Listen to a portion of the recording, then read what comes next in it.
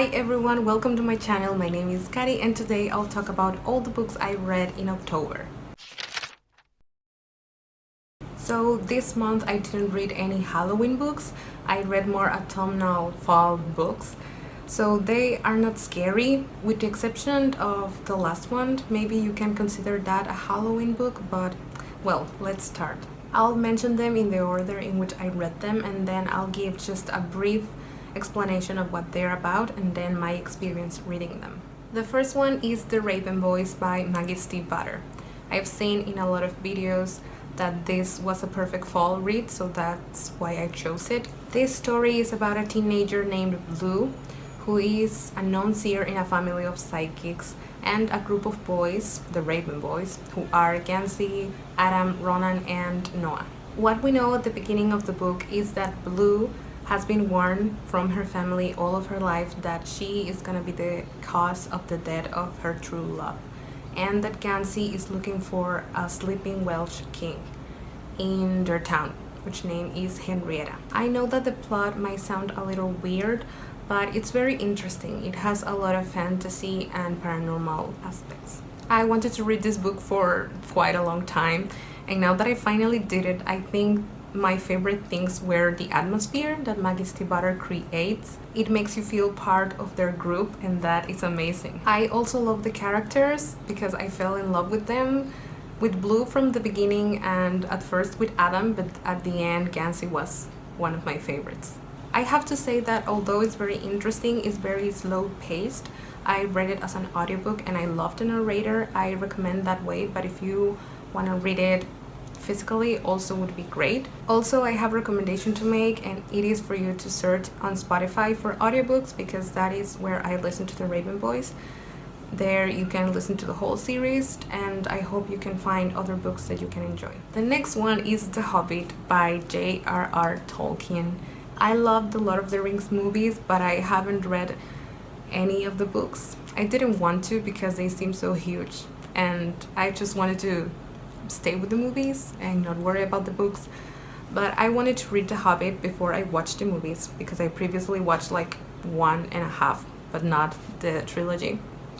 And I wanted to experience this world now through the book first and then watch the movies. And then if I liked the book, then I would read Lord of the Rings. Maybe that was my plan, but that didn't work out as I thought it would. The Hobbit is an adventure story as well as Lord of the Rings, and this one tells the story of Bilbo Baggins and 13 dwarves who go on a mission to get back the treasure that belonged to Thorin, but now is guarded by a dangerous dragon named Smaug. The story was interesting, but I think at some point in the middle of the book I didn't want to read anymore. Like, I was concentrating myself in other books or in TV shows and movies, and I didn't want to continue. But eventually I finished it, and I have to say that I'm a fan of Bilbo. I love him, he was fantastic. And as for the dwarves, I just can't identify them. I just know who Thorin is, and I think Bofur, but the rest of them, like, I got real confused, and their names were very similar, and I know that that's part of the charm of the dwarves and the book in general. It just wasn't for me. And also I felt that Gandalf was there in some moments and then he wasn't, just like in the Lord of the Rings movies.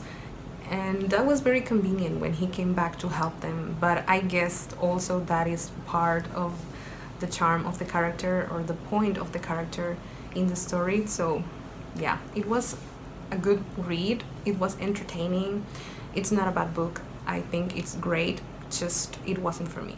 Then I read Peter Pan in Kensington Gardens by J.M. Barrie, because on July I finished Peter Pan. I read it for the first time and I loved it, so I wanted to know more about Peter's backstory and the world essentially. And this story is about how Peter left his home and then went to live to Kensington Gardens in London, where there lived fairies and birds, and there was like this kind of magical part of it that no human noticed, but the creatures lived there and they knew about the humans. So Peter goes to live there, and the story is about his adventures there.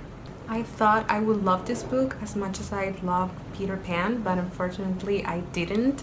I think it was great and entertaining, but it wasn't very memorable as Peter Pan. It's just, you can see that it was the beginning of Peter Pan, that was how he then created the story, because there were very similar characters and very similar parts, like the exact same moments of Peter Pan but in here. And as the story were like some chapters of a different book, and then he created Peter Pan. That's why I think all the inspiration here was like a draft, and then Peter Pan was the great creation. So I don't think it's as good as Peter Pan because of that. I recommend this book if you love Peter Pan, but if you don't read it, you don't lose a lot of information. So I guess it's up to you. The next one, I have here my physical copy, and I don't have a lot of the books I read. Most of them I read on ebook and audiobook, but for this one I decided to buy it. And it's Conceal, Don't Feel, which is part of the Disney Twisted Tales series. And this is about Frozen, obviously, because of the cover. And the story is a twist on the Disney film, and here you get to see what would happen if Anna and Elsa never knew each other. The premise was amazing, so I thought that I would love this, but unfortunately I didn't. I mean, my problem with it is that it's very similar to the movie.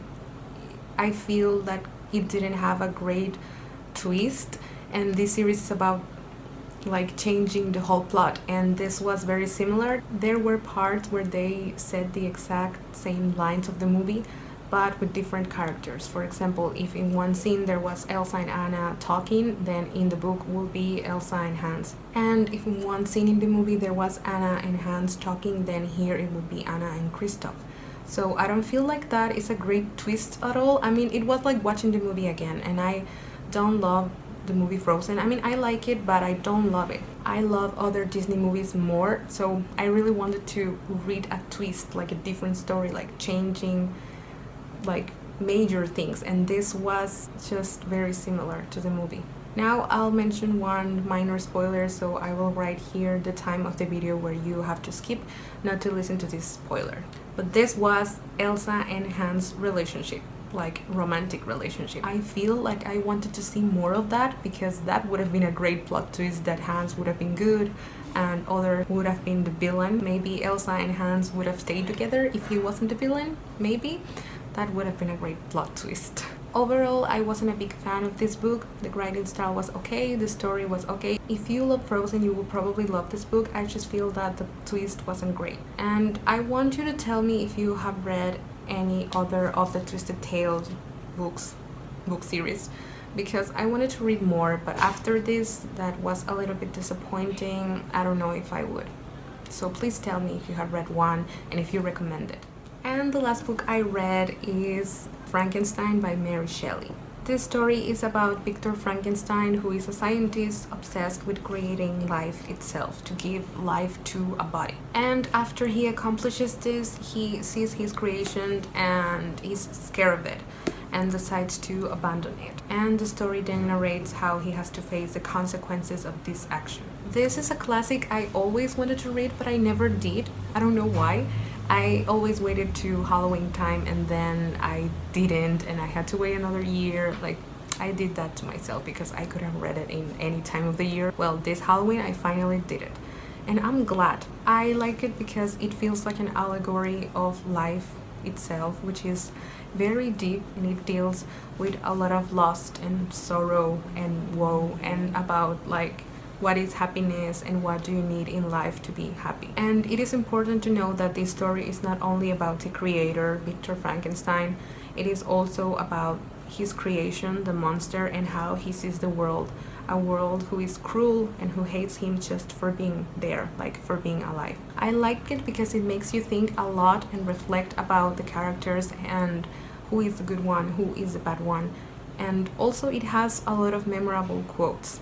For this, I have to say that I also have the physical book, but this cover is horrible, although it's very helpful because it's bilingual, so it's in English and in Spanish, so it's very short. But I don't love this for the cover, I love it for what's inside, that's what it counts. And in here you have the page in Spanish and in English, so it's very easy to read when you are learning English. And also I listened to the audiobook for the end of the book, and I also bought the ebook on Kindle, which was great. but I think they were different editions. So the audiobook was more similar to the Kindle edition than to this one, so I ended up like reading the Kindle book and the audiobook. Well, that's all the books I read. You may notice that I didn't say any of the Goodreads stars for each book, and it is because I don't want to. I feel it's better to tell you my experience and how I felt with the books instead of just the stars that I gave them. But if you're curious, I will leave all my Goodreads reviews in the description as well as my Goodreads profile, so you can add me there.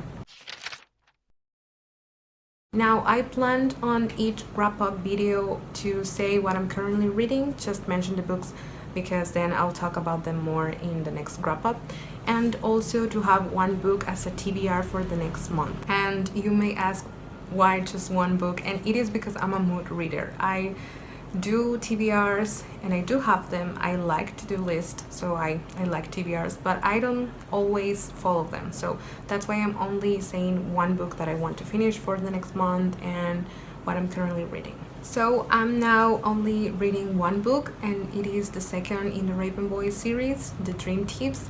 I'm liking it so far, but not as much as the first one. And for my TBR, I have to say the first book in the Spiderwick Chronicles, which I wanted to read for so long because I loved the movie. I watched it a lot when I was younger, and I haven't rewatched it since. I want to rewatch it after finishing the book series, so yeah, at least the first one I have to finish for the next month. Well, that was it for today's video. I hope you enjoyed it, and if you did, please give it a like and share it with your friends.